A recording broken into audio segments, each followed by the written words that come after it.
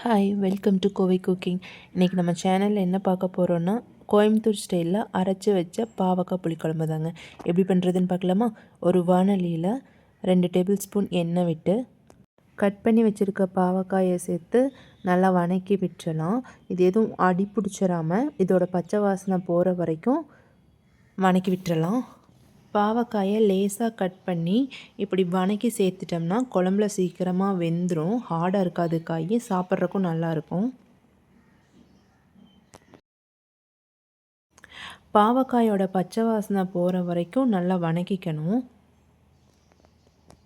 பாவக்காயோட பச்சை வாசனையெல்லாம் போய் இது நல்லா வதங்கிடுச்சு. இது இப்போ நம்ம வேறு பவுலில் சேஞ்ச் பண்ணி எடுத்துக்கலாம்.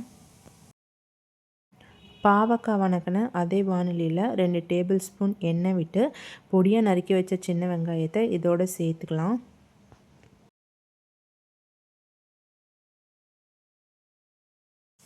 மூணு பல்லு பூண்டு சேர்த்து இதையும் நல்லா வதக்கி விட்டுறலாம்.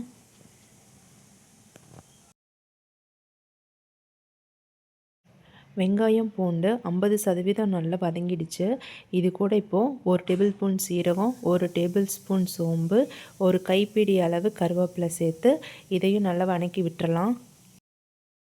வெங்காயம் நல்லா வதங்கிடுச்சு. இப்போ 4 சின்ன தக்காளியை அரிஞ்சு அதையும் இது கூட சேர்த்து நல்லா கலரி விட்டுருங்க. அடி ஏதும் பிடிக்காமல் தக்காளி நல்லா வேகிற வரைக்கும் வதக்கி விட்டுறலாம். வெங்காயம் தக்காளி எல்லாம் நல்லா வதங்கிடுச்சு. இந்த ஸ்டேஜில் பொடியெல்லாம் சேர்த்துக்கலாம். 1/2 டேபிள் ஸ்பூன் மஞ்சப்பொடி, 1 டேபிள் ஸ்பூன் மிளகாய் பொடி, 1/2 டேபிள் ஸ்பூன் மல்லிப்பொடி. மீடியம் ஃப்ளேம்லேயே வச்சு இதையெல்லாம் நல்லா கலரி விட்டுருங்க. அடி எதுவும் பிடிச்சிடாமல் கரிஞ்சிடாமல் பார்த்துக்கோங்க. வெங்காயம் தக்காளி இதோட பொடி நல்லா பிடிக்கணும். பொடியோட பச்சை வாசனையெல்லாம் போகிற வரைக்கும் நல்லா வதக்கி விட்டுறலாம். இப்போ பாருங்கள், பொடியோட பச்சை வாசனையெல்லாம் போன பின்ன இந்த ஸ்டேஜில் ஒரு கைப்பிடி அளவு தேங்காய் சேர்த்து அதையும் நல்லா கலரி விட்டுடலாம்.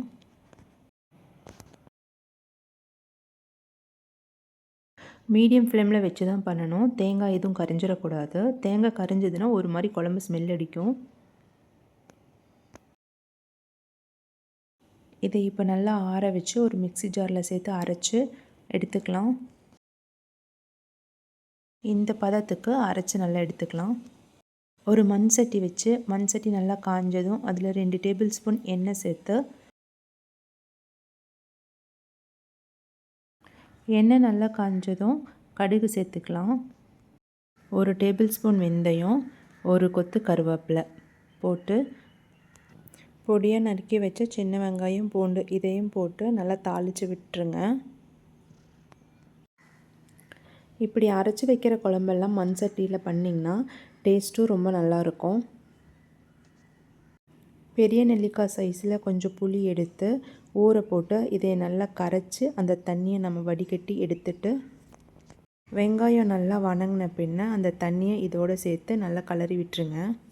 1/2 டேபிள் ஸ்பூன் மஞ்சள் பொடி சேர்த்து அதையும் நல்லா கலரி விட்டு புளியோட பச்சை வாசனை நல்லா போகிற வரைக்கும் கலரிக்கலாம். புளியோட பச்சை வாசனையெல்லாம் போய் புளி தண்ணி நல்லா சுண்டி வரணும். அந்த அளவுக்கு நல்லா கலரி விட்டுருங்க.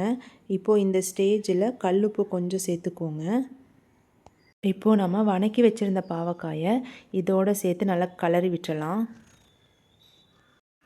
பாருங்கள், நம்ம ஆல்ரெடி பாவக்காயை நல்லா வதக்கி வச்சுருந்தனால பார்க்குறக்கே எவ்வளோ சாஃப்டாக இருக்குன்னு. இப்போது இது நம்ம குழம்புல போட்டோம்னா சீக்கிரம் வெந்துடும். இது ரொம்ப ஹார்டாகவும் இருக்காது. பாவக்காவோட புளி நல்லா பிடிக்கணும். அதுக்கு கொஞ்சம் தண்ணி சேர்த்து நல்லா கொதிக்க விட்டுருங்க. ஒரு 5 மினிட்ஸ் அப்படியே இருக்கட்டும். நல்லா கொதிக்கணும். நல்லா கொதி வர ஸ்டேஜில் மூடி போட்டு மூடி வச்சிடலாம். அப்போ தான் நல்லா பிடிக்கும். இப்போ பாருங்கள், பாவக்காவோட புளி நல்லா பிடிச்சிருச்சு. இப்போ இந்த ஸ்டேஜில் நம்ம அரைச்சி வச்சுருக்கிறத இதோட ஆட் பண்ணிக்கலாம். நல்லா கலரி விட்டுக்கோங்க. அடி ஏதும் பிடிக்காமல் நல்லா கலரி விட்டுக்கோங்க.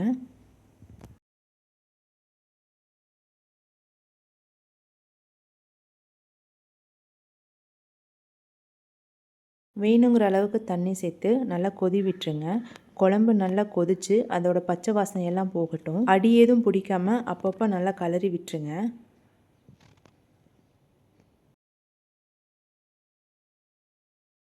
இப்போ பாருங்கள், இந்த ஸ்டேஜில் குழம்பு நல்லா கொதித்து வந்துடுச்சு. நல்ல வாசனையாகவும் இருக்குது. இந்த ஸ்டேஜில் நம்ம அடுப்பை ஆஃப் பண்ணிடலாம். அவ்வளோதாங்க, நம்ம பாவக்காய் குழம்பு ரெடி. கோயம்புத்தூர் ஸ்டைலில் நல்லா சுட சுட சாதத்தோடு வச்சு சாப்பிட்டு பாருங்கள். அப்படி இருக்குங்க. தேங்க்யூ. என் சேனல் உங்களுக்கு பிடிச்சிருந்ததுன்னா லைக் பண்ணுங்கள், சப்ஸ்கிரைப் பண்ணுங்கள், மறக்காமல் கமெண்ட் பண்ணுங்கள்.